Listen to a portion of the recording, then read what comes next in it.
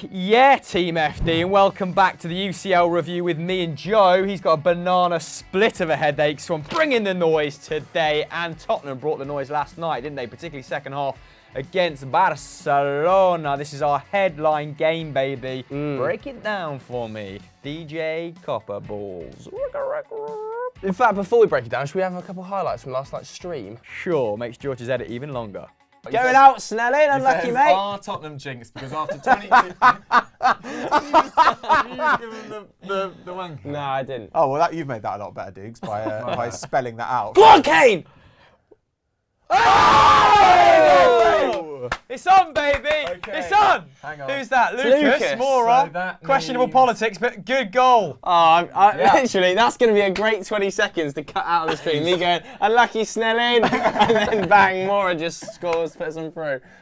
Oh, they are through, right. Yes, Tottenham produced what I would describe as one of the best performances from an English side I've ever seen at the Nou Camp. Balogun They were agrees. so dominant. Pochettino got it completely right on the night. And I know people were saying, look, this is Barcelona's B team. Yeah, it might well have been Barcelona's second side, but equally, it wasn't Tottenham's first string either. They're Kyle Walker-Peters at right back, a midfield of Harry Winks and Moussa Sissoko, and still went through away at the Nou Camp, matched Inter Milan's result, although let's face it, Inter Milan did drop a bit of a bollock last Pick your night. bollock up, Spalletti. Not a great result there. But having said that, I believe Tottenham only had 1 point after their first 3 games, didn't they? So they've done really well Crazy. to battle back in this group.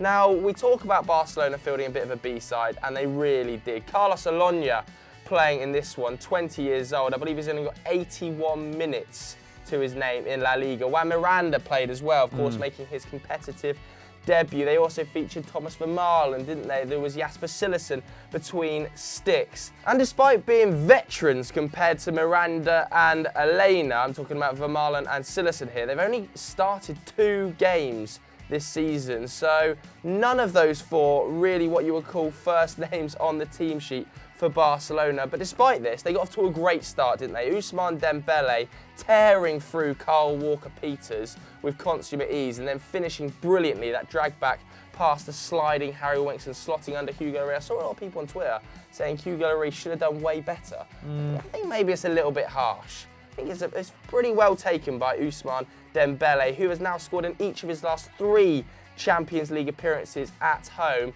and he had a great night. Forget all this gaming nonsense, nights out nonsense. It's all rubbish. 2 shots, 2 key passes, 3 dribbles completed from 3 attempts, and that's now 3 goal involvements in 4 Champions League games. Although, I don't care about Barcelona because Tottenham got it totally right, and Pochettino is a genius. Yeah, like you said, going through, defying the odds, only had 1 point after 3 match weeks. There's actually only been 11 cases in UCL history where this has happened, and 4 of them have been British clubs. Grit, that is, ladies and gentlemen. And despite having to ride their luck on a couple of occasions, most notably when Coutinho hit the foot of the post twice, didn't he? XG actually had this one in Tottenham's favour. They controlled large parts of this game, particularly the second 45.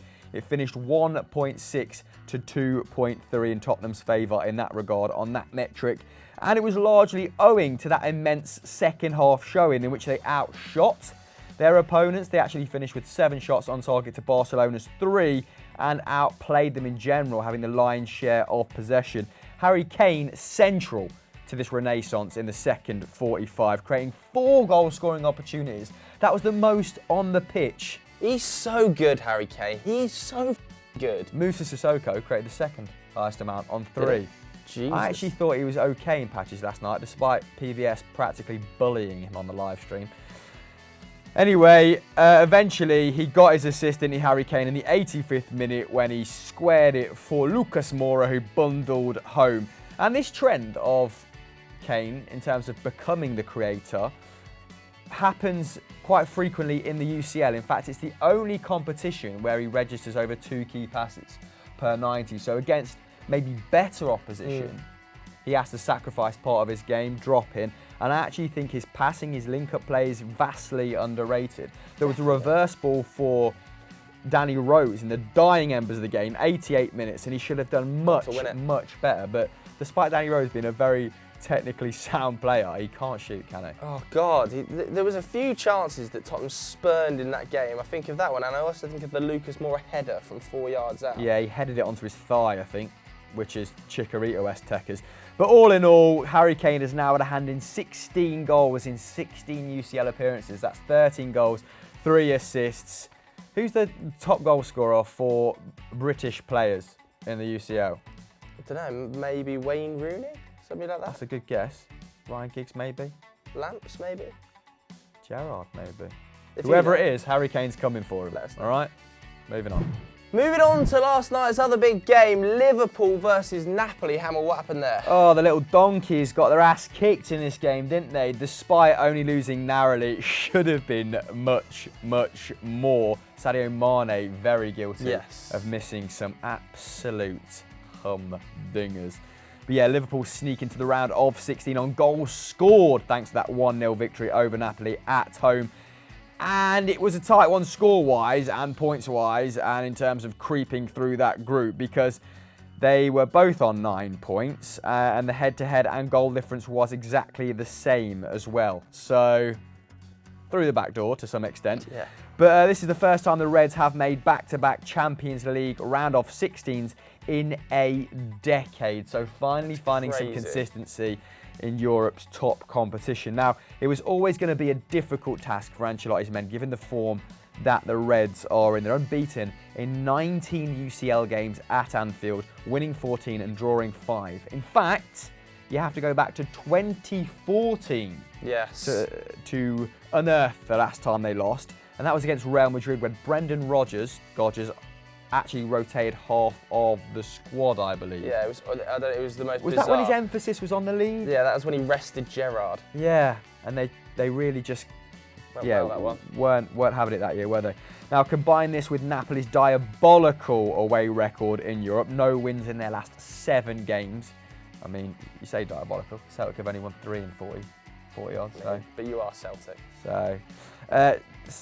So the kind of everything was in the Reds' favour. Although Ancelotti, I did read somewhere this morning that in the last 12 Champions League campaigns he's navigated, he's got to the round of 16 every single time. So, to be fair, he has been managing pretty decent sides in that time. But what a consistent streak from him. But it's come to an end. All good things must come to an end. Joe, over to you. Yeah, well, let's talk a little bit about the game because Liverpool, like you said at the beginning, really should have run out way more comfortable winners. And like you said, Sadio Mane missed 3 clear-cut chances as well. The Reds produced 22 shots, only 4 on target though. Only 4 of 22 That's gross. on target, Grossy, I know. grossy, Although, pretty telling, XG had this at 3.4. I know, yeah.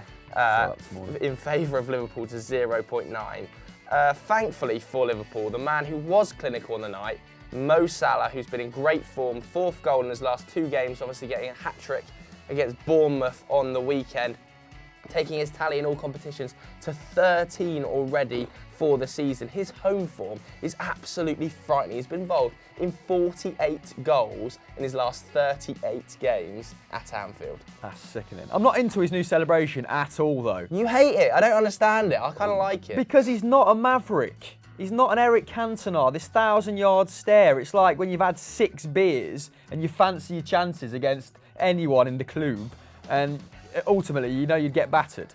Oh, I kind of like it. I don't really have a problem with Nah, he's a little cherub, he's a little garden gnome, he's a lovely bloke. What is this frosty exterior? If anybody actually knows the reason that Salah isn't celebrating, please do let us know in the comments below. But it could have been so different on the night, couldn't it? Because it was only 1-0, and in the 94th minute, Arcadia Schmilik pops up 5 yards out, 1-on-1 with Alisson. Alisson produces a great save to keep it in the Reds' favour.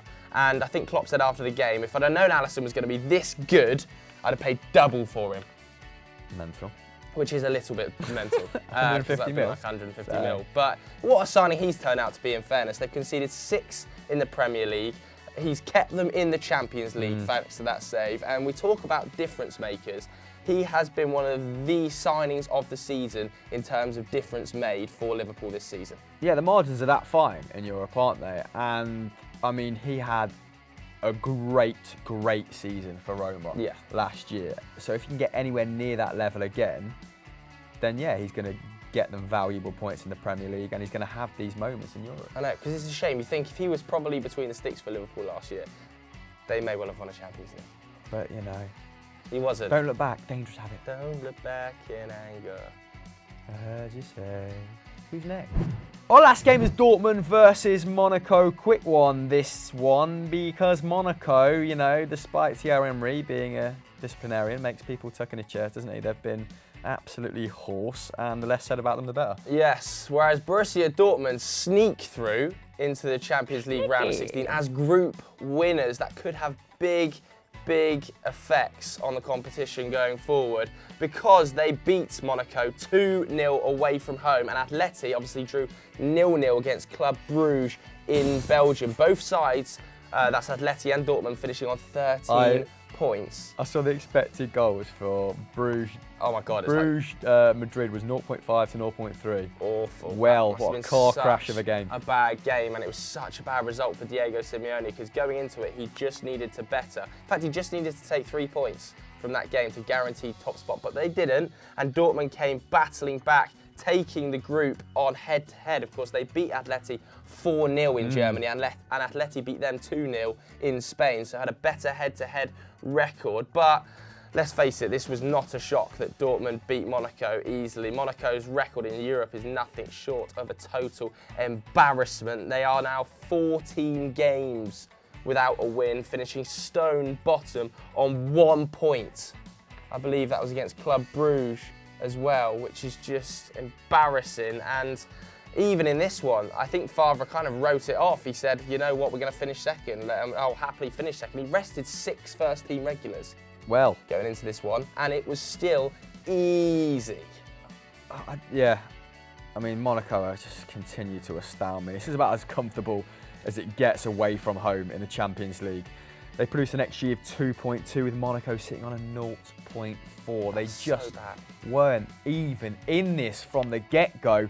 In fact, the French side didn't have a single shot on target and saw just 35% of the ball as this second-string Dortmund team ran riot, taking 4 shots, peppering the goal with 6 attempts on target. Now, Raf Guerreiro, who has been a bit part player this season, he's come on at various points in the league to kind of shore up results. We know he can play left back, he can play central midfield, tactically versatile player. He's on the score sheet yet again. He's been prolific in this competition, hasn't he? And he's actually their top goal scorer in the Champions League with 4 so far this campaign. So he's enjoying his European away days. No other Dortmund player has scored more than 1 so far this season. So really spearheading that attack, but they are sharing around lots the goals, of ones. aren't there? Paco's got 1, There's Roy's lots got 1, of Jadon's got 1. capable, attacking players in that team. And they've got good strength and depth on the bench. Now, Dortmund are also the first German side to register 5 clean sheets in a UCL group stage campaign ever. So, a combination of flair and grit. Very surprised that Bayern hadn't done that.